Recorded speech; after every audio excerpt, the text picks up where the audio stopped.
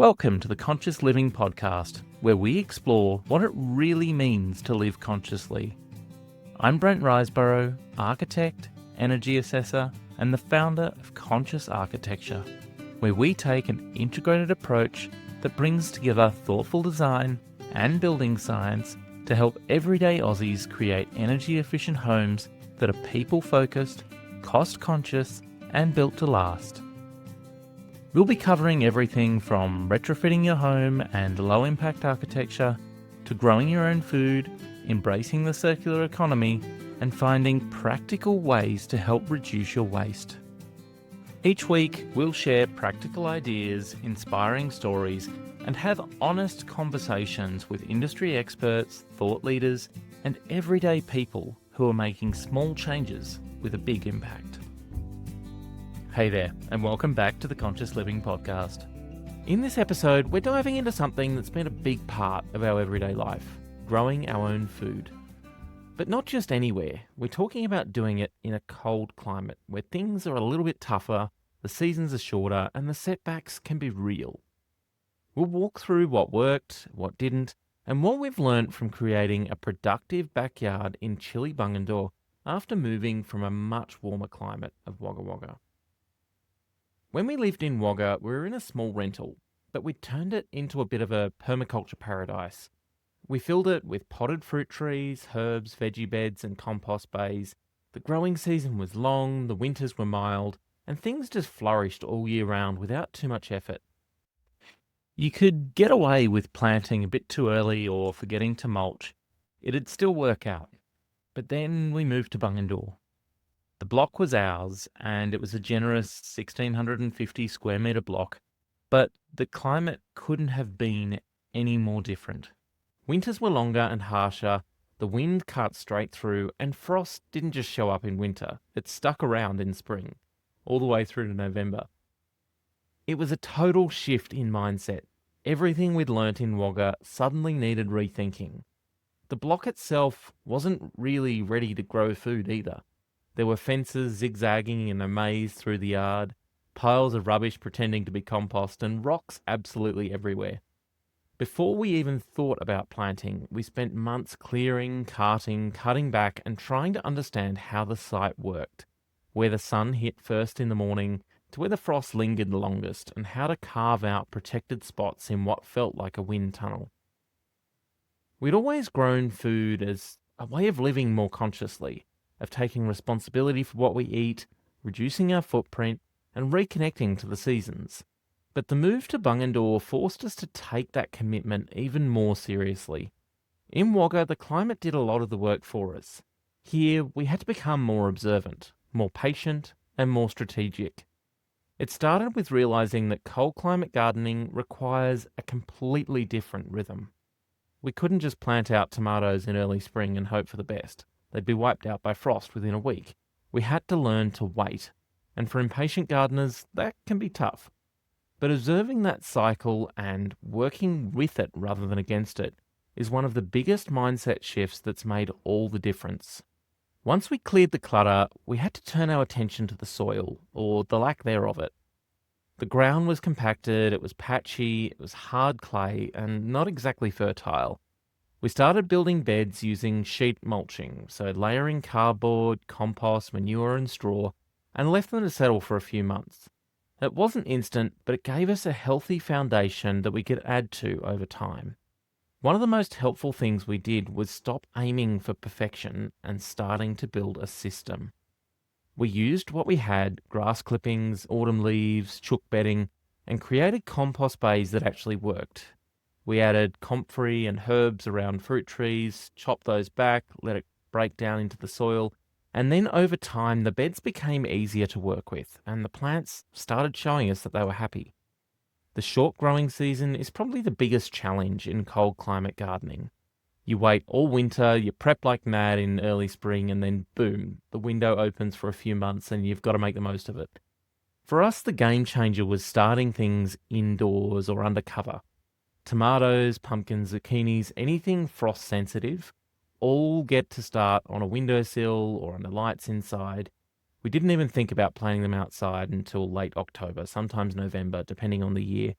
It means a bit more effort up front, but the payoff is huge. Plants go in stronger and they're able to cope with whatever the climate throws at them. We also lent into what the climate does do well. Berries and garlic have been our most consistent performers, planted in early winter and often forgotten about until the summer harvest. Brassicas like broccoli, kale and cabbage also thrived here. Root veggies came out sweet and dense. And the raspberries in particular, we planted a few and they've taken over. Turns out they love the cold and we're not complaining. As our confidence grew, we started thinking about permaculture, not just in terms of layout, but how to make our garden work without constant intervention. That meant planting in layers, trees, shrubs, herbs, ground covers, and choosing plants that supported each other. Our small food forest now feels like a self-containing corner of the garden. It's not perfectly tidy and it's adapted over time, it's changed locations and moved about, but it's productive, it's diverse, and it's full of life. We added windbreaks to protect delicate areas, we shifted beds to sunnier spots, and let go of things that weren't working. We made peace with the fact that we'll never really grow tomatoes like we did in Wagga, but we'll grow things here that we couldn't have there. The key really is observation. Watch the shadows, watch the frost, watch where the sun moves through the day. Pay attention to what thrives and keep a notebook. Don't just follow generic advice. Cold climate gardening is specific to your site, your soil, and your conditions, and you need to learn to adapt. So looking back now, the garden has become more than just a food source. It's part of our daily rhythm and routine. The kids know how and when to pick raspberries, which ones are the sweetest, which ones are the best, and when the broccoli's ready. We eat seasonally because it makes sense, not because we're trying to prove a point. Growing our own food in a cold climate has taught us patience. It's taught us to celebrate the small wins, like the first asparagus spear or the garlic harvest after 6 to 9 months underground. It's shown us how resilient nature can be, even in tough conditions, and how much more connected we feel when we slow down and grow something ourselves. And most importantly, it's reminded us that conscious living doesn't always mean big change. Sometimes it's just paying attention, planting something, feeding the soil, learning from the failure, and trying again next season. What surprised us the most is how much this kind of gardening has changed the way we think. Not just about food, but about time, effort, and value. In a world that moves fast, growing food in a cold climate is quite the opposite. You can't rush it. You have to plan, adapt, and work with the seasons and not against them. And because of that, the wins just feel bigger. A ripe tomato isn't just a tomato. It's the result of a lot of attention, tuning in, and showing up even when it's cold and inconvenient. It's also made us more resilient when the weather doesn't cooperate, when a crop fails, and when the calendar feels too full to just garden properly. We've learnt that small steps still do count. One seed tray on a windowsill, one wheelbarrow full of compost, one raised bed better than last year's. It all adds up. So whether you're growing on a balcony, in a backyard, or on a windswept block like ours, the key is to just start where you are. If you're trying to grow your own food in a cold climate, know that it's not about doing everything perfectly. It's just about observation, adaptation, and creating systems that suit your space and your life. Thanks so much for joining me on the Conscious Living podcast. If this episode has sparked something for you, I'd love it if you could follow us on socials or just leave a quick review and maybe share it with someone else who might be on a similar journey. At Conscious Architecture, we create energy-efficient homes that are tailored to the way that you live, comfortable, cost-effective, and designed with long-term performance in mind. So whether you're renovating, building new, or looking to improve your existing home, our integrated approach combines thoughtful design with building science to deliver spaces that work hard for you and the planet.